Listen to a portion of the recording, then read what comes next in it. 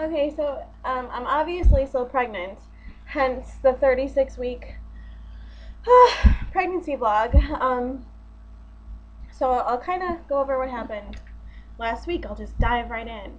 Um, so I had my appointment, and I also did the repeat urinalysis, and I had NST, then fetal non-stress test on Friday.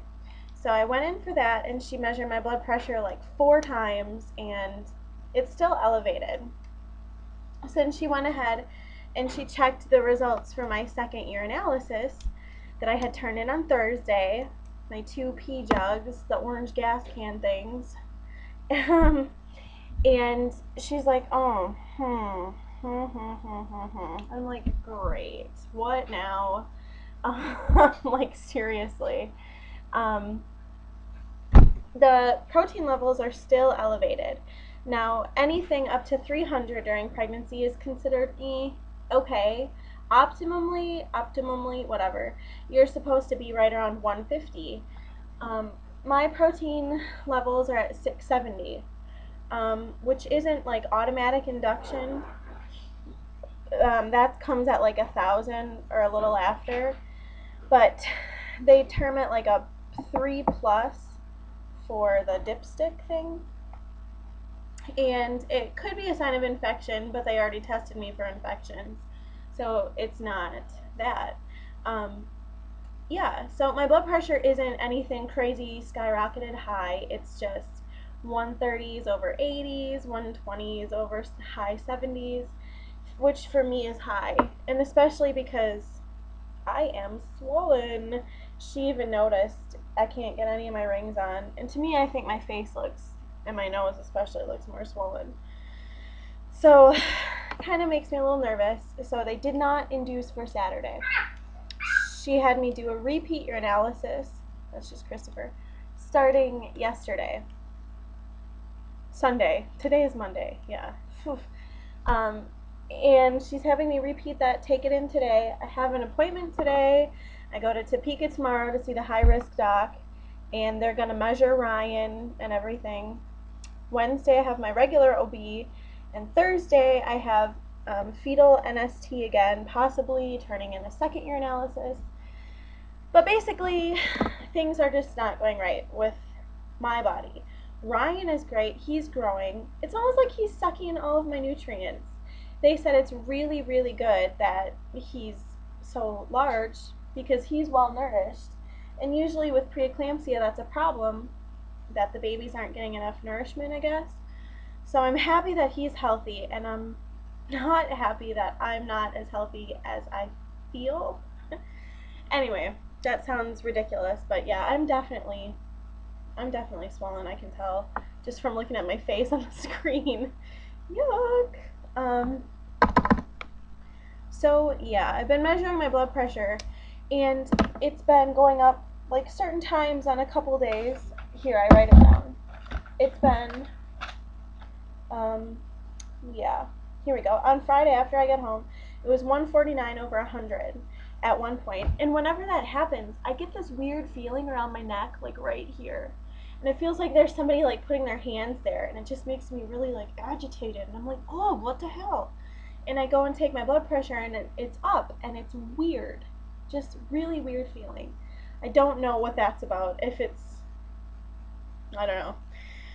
There's ghostly hands choking me, but that's when my blood pressure's up. So yeah.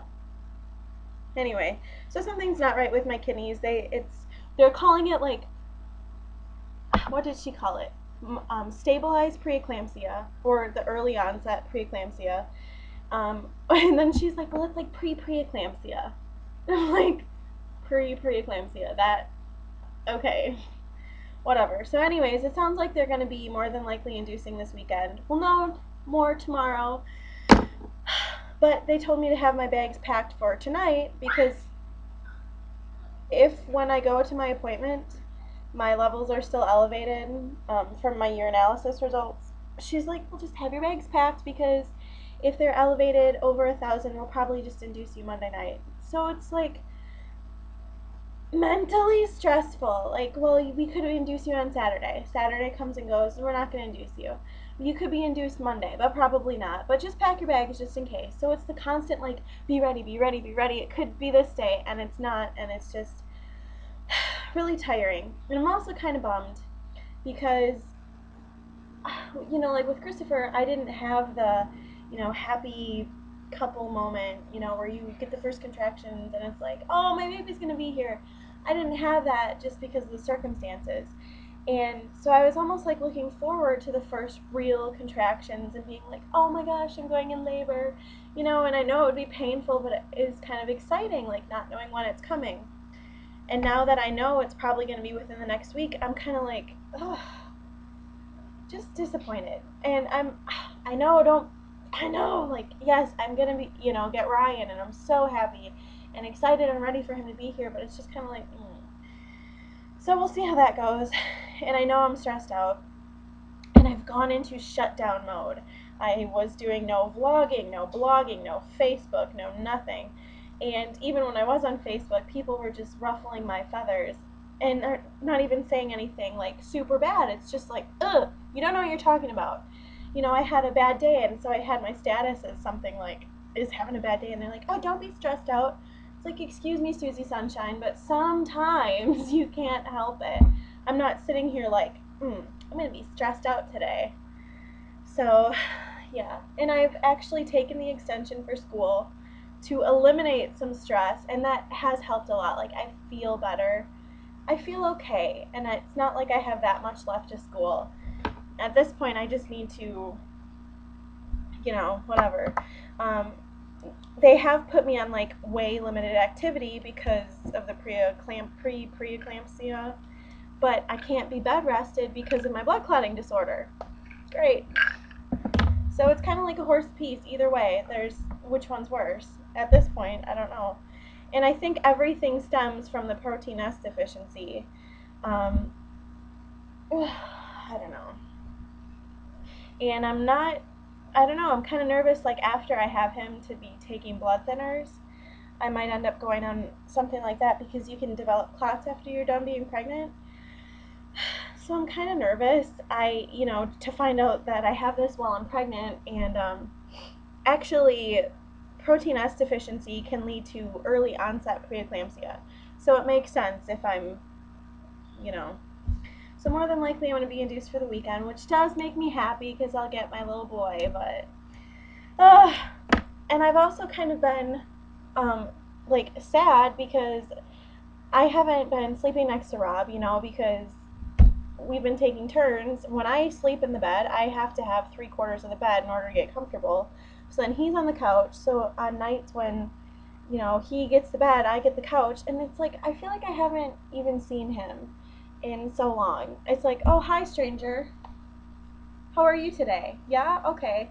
Well, now that you're home, I'm going to go do my homework until 9 o'clock after I put Christopher in bed. And that's when you're getting ready to go to bed because you have to be up and leave for work at like 5:30 in the morning. So it's like we're on different schedules, and I'm just kind of bummed because I feel like I don't even see my husband right now. So that's it. But we were watching the childbirth DVDs, and I feel pretty informational. I'm nervous about an epidural and how that's going to go. Oh, I do have to stop taking my baby aspirin 5 days before delivery, so I should know tomorrow whether or not I should stop taking that. Oh, here's the evening primrose oil that I'm taking. 500 milligrams. I got the A-OK to take this twice a day and insert one to ripen the cervix. So, yeah. And if you do insert it, yes, insert, that's what you think it means. Do it right before bedtime because the oil stinks and it'll leak out, and that's gross. So, but normally, in a normal pregnancy, you wouldn't start inserting it until like 37, 38 weeks and only one. But since they're gonna like be inducing me early, before my due date, regardless, I'm getting induced. They've told me that I got the A-OK to use this to try to help ripen my cervix so that when they do end up inducing me, if I don't go into labor, it'll hopefully be a little easier. I'm also drinking red raspberry leaf tea, which is supposed to be safe through your entire pregnancy, but I just recently started drinking it, and that is supposed to help tone your uterus and help to focus Braxton Hicks contractions, and it's supposed to make your labor go more smoothly, and you'll have a faster recovery. So I'll let you know how that works out compared to Christopher. I'll say that. Okay, I was gonna try black cohosh, but I can't because of my protein S deficiency, and I don't know. I got it just because I saw it and it was on sale, and I'm kind of like, I don't know if I'd take that anyways. I was nesting a lot the past couple days. I lemon oiled every surface in the entire house. I scrubbed our showers. Everything is vacuumed and cleaned and ready, so if he comes this weekend, we'll have a completely sanitized house. Yeah, I basically just want to say that I've just been gone into shutdown mode. Like, I got to this point with Christopher where I just don't want to talk to any of the outside world. I'm just kind of like that's how I feel. Like, if sound noises could describe how I feel, it's like that. I'm just kind of like winding down and pushing out any unnecessary things. Unfortunately, I have to go to court this week still for that stupid parking ticket. And if the ticket wasn't so ridiculous, I would just pay the $121 and be done with it. But it's freaking stupid. So I'm going to be like super huge, maybe, in the courtroom. I hope I go into labor in the courtroom. That would be hilarious. Like, bust my water all over the floor. Be like, yeah, take that. That's for giving me a stupid parking ticket. That would be really funny. Actually, I wonder if I can plan that out, like break my water in their courtroom. Okay, so anyways, that's about it. I'm going to show you my belly now before, and I'm sorry if I like seem offensive. I'm just a little bit frazzled, so that's me. Okay. Oh, here's my belly. See?